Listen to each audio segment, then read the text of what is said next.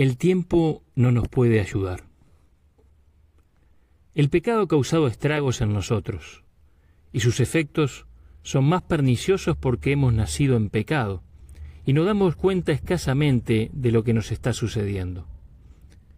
Una de las cosas que el pecado nos ha hecho ha sido confundir nuestra escala de valores, de modo que apenas distinguimos un amigo de un enemigo y lo que nos hace bien de lo que nos hace mal. Caminamos dentro de un mundo de sombras, donde las cosas reales aparecen irreales, y las cosas sin valor son vistas como si fueran de oro puro, como las calles de la ciudad de Dios. Rara vez nuestras ideas concuerdan con las cosas tal como ellas son, sino que son distorsionadas por una especie de astigmatismo moral que las pone a todas fuera de foco. Toda nuestra filosofía de la vida está fuera de línea por virtud de una multitud de errores, tal y como si hubiéramos aprendido mal la tabla de multiplicar y todas las cuentas nos salieran patas arriba y no nos diéramos cuenta de dónde está el error. Uno de los falsos conceptos acerca del cual nos aferramos tenazmente es el tiempo. Pensamos del tiempo como si fuera una sustancia viscosa que fluye lentamente como un río perezoso, llevando en su corriente naciones, imperios, civilizaciones y hombres. Imaginamos a ese río pegajoso como una entidad, y a nosotros mismos atascados en él por todo el tiempo en que dura nuestra vida terrenal. O si no, por una simple voltereta de pensamiento, visualizamos al tiempo como algo que revela las cosas que han de venir, como cuando decimos, el tiempo lo dirá. O lo imaginamos como un buen y sabio médico y consejero, y nos consolamos diciendo, el tiempo traerá el alivio. Esto ha venido a ser tanto una parte de nosotros, que sería difícil romper el hábito de esperar todo del tiempo. Pero debemos precavernos del peligro que tal cosa entraña. El error más grave que podemos cometer es pensar que el tiempo tiene la misteriosa facultad de mejorar la naturaleza humana. Así decimos de un joven tonto, el tiempo lo convertirá en un sabio. O al ver a un cristiano nuevo actuando como cualquier cosa menos como un cristiano, decimos, el tiempo lo transformará en santo. La verdad que el tiempo no tiene más poder de santificar a un hombre que el que tiene el espacio. El tiempo no es nada más que una ficción por medio de la cual nos damos cuenta del cambio. Es el cambio, no el tiempo, el que convierte a un tonto en sabio y a un pecador en santo. O más precisamente es Cristo, el que cambia todas las cosas por medio de las transformaciones que realiza en el corazón.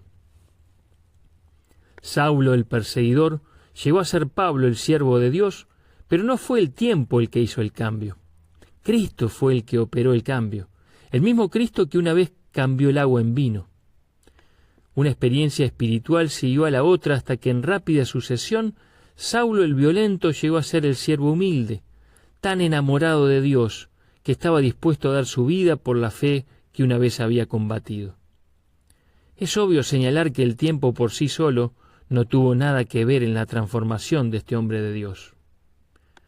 Mi propósito al escribir estas líneas no es dar una lección de semántica, sino poner sobre aviso a mis lectores sobre el daño que pueden causarse a sí mismos debido a una mal fundada confianza en el tiempo.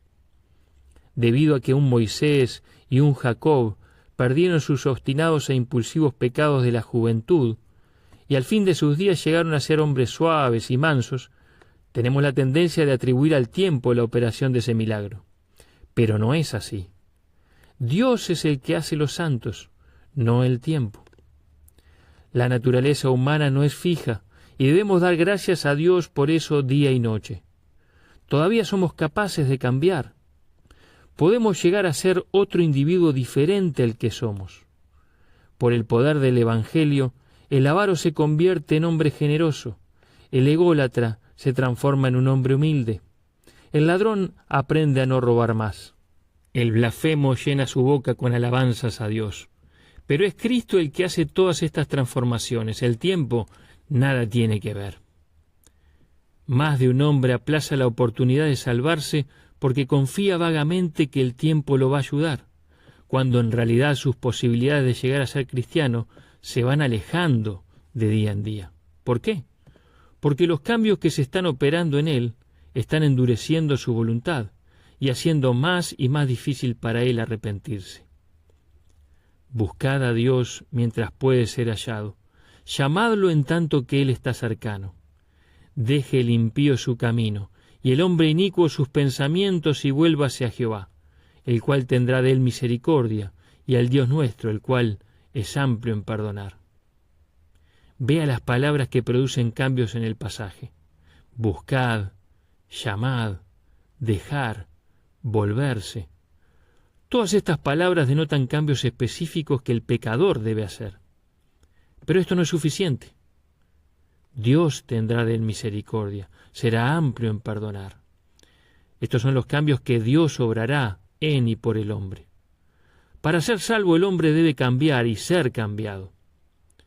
Para poder entrar en el reino de Dios, lo explicó el Señor, un hombre debe nacer de nuevo.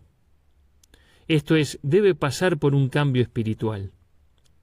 Esto concuerda perfectamente con la predicación de Juan el Bautista, que mandaba a sus oyentes a hacer frutos dignos de arrepentimiento si querían alistarse para la venida del reino de Dios. Y con la predicación del apóstol Pedro, que recordaba a los primeros cristianos que habían sido hechos participantes de la naturaleza divina y habían escapado de la corrupción que está en el mundo.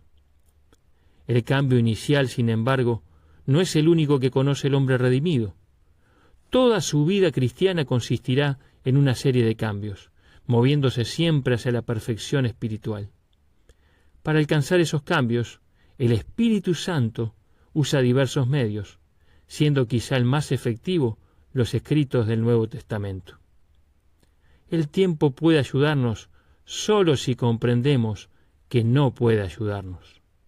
Es el cambio lo que nosotros necesitamos, y solo Dios puede cambiarnos de malos a mejores.